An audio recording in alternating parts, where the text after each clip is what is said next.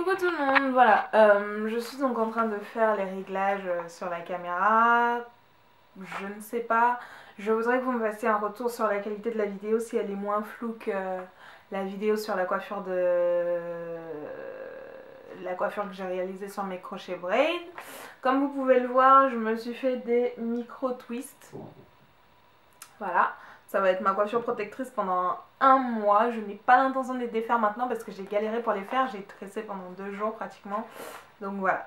Alors aujourd'hui on va parler coiffure protectrice. Pourquoi coiffure protectrice? Parce que comme vous le savez, le temps change, il fait de plus en plus froid. L'hiver arrive donc à grands pas. Il va donc falloir protéger nos cheveux parce que le climat ne va pas du tout être gentil avec eux. Vous le savez aussi, enfin j'espère que vous le savez, je suis donc en challenge, le challenge d'Afrofly qui est 5 cm en 4 mois. Je ne sais pas si pour l'instant j'y arrive, donc tout ce qui est côté cheveux, etc., bah je m'en sors plutôt pas mal, mais des bouffes, voilà. Bref, je ferai une vidéo à part pour vous parler de mon bilan de challenge, etc. Au bout de un mois, ça fait un mois et demi? Ouais, un mois, ça va bientôt faire 2 mois que le challenge a commencé. Alors, coiffure protectrice. Donc, j'ai préparé mon petit papier aujourd'hui, histoire d'éviter de m'éparpiller parce que je parle énormément. Qu'est-ce qu'une coiffure protectrice? Tout d'abord, une coiffure protectrice, donc, c'est une coiffure qui est supposée protéger vos cheveux, protéger surtout les longueurs et les pointes, parce que vos cheveux poussent, donc forcément les parties des pointes et les longueurs sont les parties les plus fragiles parce que ce sont les parties les plus anciennes. Les racines sont beaucoup moins fragiles parce qu'elles viennent de pousser, d'accord? Donc une coiffure protectrice, c'est une coiffure qui vous permet de protéger donc vos pointes, protéger vos longueurs afin de favoriser la pousse de vos cheveux. Vos cheveux poussent toujours, vos cheveux poussent tout le temps. Mais le souci c'est que si vous ne savez pas protéger les longueurs et les pointes, forcément elles se cassent, elles font des nœuds, etc. Et vous avez la sensation, enfin l'impression que vos cheveux ne poussent pas. Pourtant ce n'est pas le cas. Alors, quelle coiffure protectrice que je pourrais vous citer? Il existe donc multitude de coiffures protectrices. Vous pouvez commencer par tout ce qui est coiffure à extension, donc les tissages, les tresses à rajout, donc rasta, vanille, fausse locks, coiffure crochet braids, etc. Vous avez tout ce qui est coiffure sans extension qui sont donc les chignons. Les chignons, quand je dis chignon, je ne parle pas de queue de cheval. C'est-à-dire que le but n'est pas d'attacher vos cheveux comme ça et de dire « Ah, j'ai fait un chignon, c'est une coiffure protectrice ». Pas du tout. Le but, c'est de protéger vos pointes.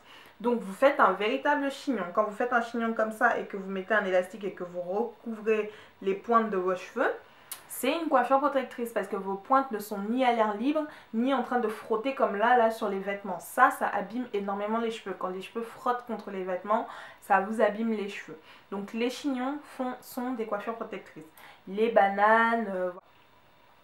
Il faut donc éviter de confondre coiffure à comment on appelle ça en anglais, low manipulation hairstyle, c'est-à-dire des coiffures à très peu de manipulation avec coiffure protectrice. Là, comme ça, c'est une coiffure à peu de manipulation, c'est des vanilles, toutes simples. Ça va faire que je n'aurai pas à me brosser les cheveux pendant 1 semaine, 2 semaines, 3 semaines, 4 semaines, 1 mois, enfin, pendant toute la durée où je les porterai, parce que j'aurai pas à me les démêler ni quoi que ce soit. Donc ça fait que la manipulation de mes cheveux est moindre.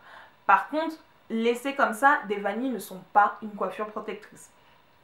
Pour que ça devienne une coiffure protectrice, il faut que j'en fasse quelque chose, que je masque mes pointes, que je protège mes pointes, etc. D'accord? Donc surtout ne pas confondre quand vous faites des tresses ou des vanilles et que vous les laissez comme ça, ce ne sont pas des coiffures protectrices. Pour que une coiffure protectrice est supposée protéger vos cheveux et pas l'inverse. C'est-à-dire que pour toutes celles qui vont décider d'adopter tissage ou tresse, on évite de se faire des tresses qui vont serrer très très fort à la racine des cheveux parce que ça ne va favoriser qu'une seule chose, la casse de vos cheveux. Ok? Donc on fait des tresses qui ne sont pas serrées, que ce soit pour le tissage. On évite d'aller chez une coiffeuse qui va nous faire un tissage qui sera, quand elle va coudre les mèches, qui seront tellement serrées qu'on aura mal au crâne. Ça, c'est pas bon du tout. D'accord? Ça causera uniquement de la casse des cheveux. Enfin la casse des cheveux, et ça à long terme ça vous causera de l'alopécie. Donc quand vous voyez toutes les filles à Château d'Eau qui enlèvent leur tissage et qui ont des vides à l'avant de la tête comme ça c'est de l'alopécie, elles deviennent chauves. et à force, l'alopécie, une fois que votre crâne est tout lisse, les cheveux ne repoussent pas. Donc faites vraiment attention aux personnes à qui vous confiez votre tête pour vous faire des tresses. Si la fille vous fait mal, n'hésitez pas à lui dire qu'elle est en train de serrer votre tête et que ce n'est pas normal. C'est vous la cliente, c'est vous qui payez, donc c'est à vous de dire ce que vous voulez. Ok? Ensuite, donc, la coiffure protectrice doit protéger, mais il ne faut pas oublier d'hydrater ses cheveux. Quand on garde un tissage ou des tresses 3 semaines et qu'on ne fait absolument rien sur ses cheveux, c'est pas forcément bon. Ce n'est pas non plus complètement, comment dirais-je, complètement à risque si vous le faites une fois par mois. D'accord? Mais si vous enchaînez tissage, tresse, tissage, tresse, tissage, tresse et que vous n'hydratez jamais vos cheveux, à force vos cheveux vous le feront comprendre et seront secs et donc se casseront. Donc, on pense à hydrater, à brumiser les cheveux. Lorsque vous avez des tresses, quand je vous dis hydrater, ce n'est pas tremper les cheveux dans un seau d'eau et avoir la tête qui dégouline complètement. En plus là, avec le froid, c'est vraiment pas le moment. Donc c'est uniquement le soir, 1 ou 2 ou 3 fois par semaine, quand vous avez vos tresses, attrapez votre brumisateur dans lequel vous aurez mis un peu d'eau, un peu de miel, un peu d'huile, un peu de germe de blé, bref, ce que vous mettez habituellement dans votre vapeau et juste vaporiser légèrement, que les cheveux soient juste humidifiés et ensuite vous massez vos tresses pour que l'eau pénètre bien à l'intérieur des tresses. Ce sera sec le lendemain matin, une fois que vous aurez attaché votre foulard, le lendemain matin ce sera sec, vous n'aurez donc pas à attraper froid. Ok? Ensuite, donc la durée d'une coiffure. Une coiffure protectrice doit protéger, pas abîmer. Il est absolument hors de question de garder un tissage ou de garder des tresses plus d'1 mois ou plus de 2 mois ou plus de je ne sais pas quoi. Moi, personnellement, je recommande de garder une coiffure protectrice 3 semaines à 1 mois. D'accord? C'est mon choix personnel. Il y en a qui vont décider qu'elles veulent le garder 1 mois et demi. Ok, mais je commence à trouver ça un peu risqué. Donc personnellement, je conseille de garder ces rajouts 3 semaines, 1 mois maximum. Parce que même après 1 mois, les rajouts, la plupart du temps, se sont décollés déjà du crâne. Soit vos cheveux ont poussé, soit ça s'est un peu décollé. Et ça devient une tresse à risque. C'est-à-dire que quand la racine est dénudée comme ça, on peut tirer dessus et partir avec vos cheveux. Donc faites très très attention à la durée pendant laquelle vous gardez vos rajouts. D'accord? Donc, pourquoi privilégier ces coiffures pendant l'hiver? Tout simplement parce que ça vous évite de manipuler vos cheveux pendant cette période. Donc ça vous évite d'avoir à vaporiser tous les jours et tout et d'attraper froid. Ce qui est le cas quand il fait moins de 0 degré ou moins 50 pour celles qui sont au Canada ou je sais pas où dehors. Pour celles qui sont en Afrique ou sous des climats beaucoup plus propices.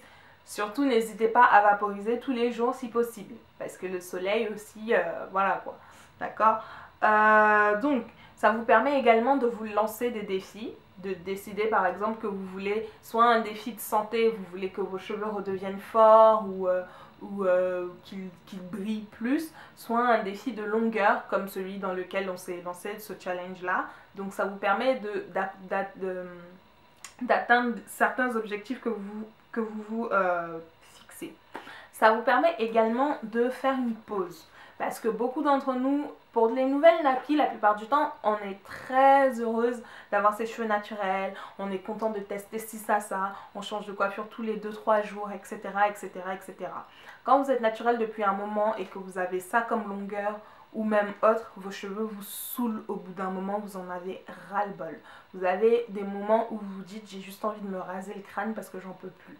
Donc les coiffures protectrices sont aussi, c'est aussi ce moyen-là de s'évader un peu de ses cheveux, d'accord? De changer de texture, de changer de longueur, de changer de couleur, de changer... Ça vous permet vraiment de faire un break dans tout ça. Et une fois que vous avez enlevé au bout d'une semaine, 1 mois, votre coiffure protectrice, je vous assure que vos cheveux vous ont manqué et vous êtes content de les retrouver et donc de refaire les soins que vous leur prodiguez habituellement, d'accord?